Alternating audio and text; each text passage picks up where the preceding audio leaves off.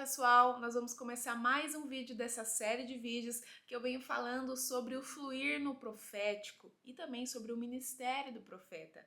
E hoje nós vamos falar sobre algo que gerou em mim uma dúvida e eu imagino que é uma dúvida de muitas pessoas quando nós encontramos em algumas versões da palavra a palavra exortação, que carrega conosco hoje um sentido, um significado mais negativo, do chamar a atenção, do esporro, né?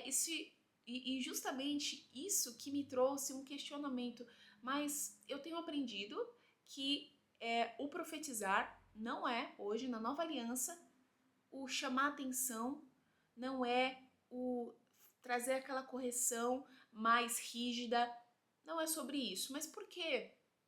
Se usa então a palavra exortação em algumas versões. Eu fui pesquisar e aí eu encontrei, né, o que Paulo quer dizer, o que Paulo quer trazer quando ele coloca essa palavra. O significado dessa palavra, quando Paulo usa ela lá no Novo Testamento, ela não carrega o significado que nós entendemos hoje. O significado, ela tem a raiz grega, é diferente, mas nós vamos ler aqui as versões que ele coloca essa palavra exortação. Nós temos na versão Ark King James dessa forma, exortação. E já na versão NVI e na NAA, nós temos a edificação, encorajamento, ânimo e consolação. Né? Então, ele troca aqui exortação por encorajamento ou ânimo nessas versões na NVI e na NAA. Então, por que foi mudado, né? Foi trocado por encorajamento e ânimo ao invés de exortação? Porque justamente hoje nós estamos distorcendo o significado da palavra exortação. Nós hoje, brasileiros, no nosso entendimento, estamos distorcendo, porque a raiz dessa palavra não é negativa. E nós vamos ver isso agora. Paulo, ele usa 3 palavras gregas quando ele fala edificação, exortação e consolação. Ele usa as 3 palavrinhas gregas.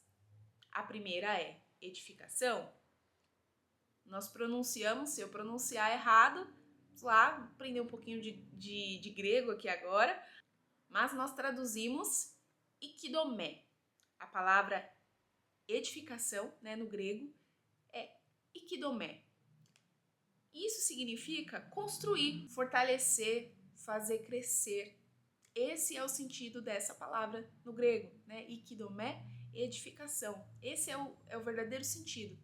E agora nós vamos, aqui tá o grande ponto-chave dessa palavra que muitas vezes acaba fazendo com que a gente distorça realmente a nossa compreensão do que é o profético, que é essa palavra exortação. Mas qual o significado dela? O que Paulo quis transmitir com essa palavra? A palavra em grego se diz paráclesis e o seu significado é encorajamento, fortalecimento, estímulo, consolação. Olha quantas palavras nós temos dentro dessa única palavra grega. Olha o quanto de significado que nós temos. Aproximação amorosa, chamar para perto, para apoiar. Isso não significa bronca, gente.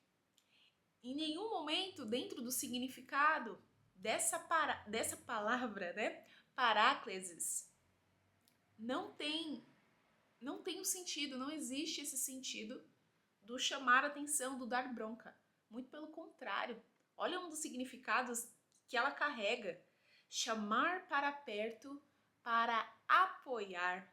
Olha que lindo isso. Então, no português hoje, se tornou essa confusão. A palavra exortação, ela virou esse sinônimo de puxão de orelha. E que, na verdade, isso, no português antigo, também significava animar, impulsionar alguém. Só que ao longo do tempo, isso foi, de alguma forma, no meio do caminho, perdendo esse sentido e esse significado sendo transformado da forma que nós vemos hoje. Por esse motivo, hoje, algumas versões, como nós vimos aqui, a NVI, a NAA, prefere trocar essa palavra exortação por animar, por estimular, né, por encorajar, para que se traga novamente esse verdadeiro significado, esse verdadeiro sentido, né, da palavra exortação. Por último, a palavra traduzida no grego como consolação, nós pronunciamos ela como paramítia. Acho que tá certo, paramítia, né, a pronúncia. E que significa consolo, conforto, trazer paz e cura emocional. Olha que profundidade dentro dessa última palavra também. Consolação, que na verdade nós pegamos o consolação, né? O consolação é um dos sentidos, é um produto é um dos produtos dessa palavra, o consolação, né? Porque a palavra real é aquela palavrinha grega paramítia, e dentro dessa palavrinha ela se traduz como consolação também, mas se traduz como trazer paz, se traduz como cura emocional e se traduz também como conforto. Ou seja, a profecia na Nova Aliança, ela também traz esse cuidado com o coração, esse cuidado com as emoções, esse cuidado com a alma, essa sensibilidade com o estado de espírito, com essa paz de espírito. Então Paulo, ele está traduzindo a profecia na Nova Aliança de uma forma totalmente diferente do que nós a conhecemos na Antiga Aliança. Ele traz, usando essas 3 palavras no grego, uma nova perspectiva, uma nova identidade, um novo propósito, uma nova direção sobre a profecia, que vem carregando o construir, como nós vimos lá no começo desse vídeo, o fortalecer, o encorajar, o consolar, e isso é muito importante. E nós não carregamos mais aqueles aspectos da antiga aliança, da profecia da antiga aliança, que era uma acusação pública, uma denúncia severa, exposição, né, um estado realmente de humilhação, um tom de condenação, de fato. O Espírito Santo, ele é chamado de Consolador. E o ministério profético, ele carrega simplesmente o coração do Espírito Santo. É isso que nós carregamos quando nós decidimos que nós vamos fluir no dom da profecia. Nós carregamos o coração do Espírito Santo fluindo naquilo que ele é, naquilo que nós somos, porque ele habita em nós. Isso não significa que Deus não corrige, né?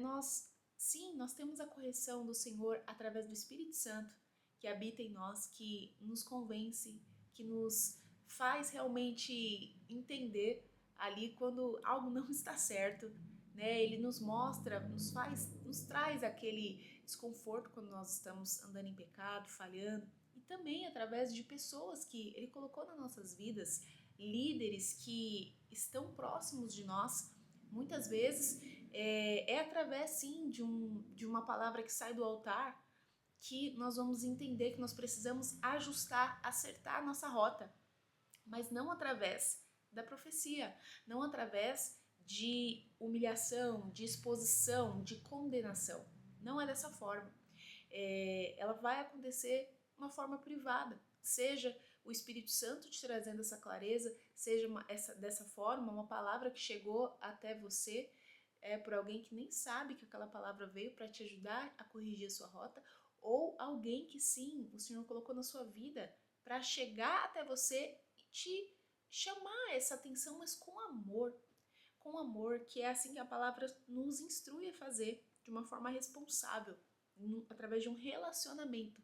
Então nós vamos ficar com esse aprendizado hoje que Paulo nos traz na Nova Aliança, lá em 1 Coríntios 14, 3, dessas 3 palavras, ikidomé, construir, paraklesis, encorajar e paramitia, consolar. Nós vamos ficar com a raiz, o verdadeiro significado dessas três palavras, que é o que o Senhor nos chamou para fazer na nova aliança, quando ele derramou o Espírito dele sobre toda a carne. E ele diz que nós profetizamos para edificação, exortação e consolação. E aquele que fala em línguas, ele fala para edificar a si mesmo, mas aquele que profetiza, ele fala para edificar a igreja, ele fala para edificar aqueles que o Senhor quer trazer restauração, consolo, né? Animar, fortalecer aqueles que o Senhor deseja fazer. Nós hoje, quando profetizamos, é isso que nós fazemos. Nós fazemos a vontade do Senhor, quando nós fazemos com esse propósito. E se nós não estamos alinhados a esse propósito, se de alguma forma o que nós estamos entregando para as pessoas como palavra profética não está edificando, encorajando e consolando, nós precisamos testar essa profecia, nós precisamos discernir se o que nós estamos entregando ou se o que nós estamos recebendo de fato é uma palavra profética. Por hoje é isso. Se esse conteúdo te ajudou, envia para alguém, compartilha com alguém que também está estudando profético. E se você acha que eu devo fazer mais vídeos como esse, deixa aqui nos comentários que eu vou estar aqui, pode deixar até a sua ideia, que eu vou estar aqui produzindo mais conteúdos para a gente se aprofundar nesse assunto tão importante que é de responsabilidade minha e sua como cristão, nessa nova aliança, nesse chamado que o Senhor nos deu nesses últimos dias.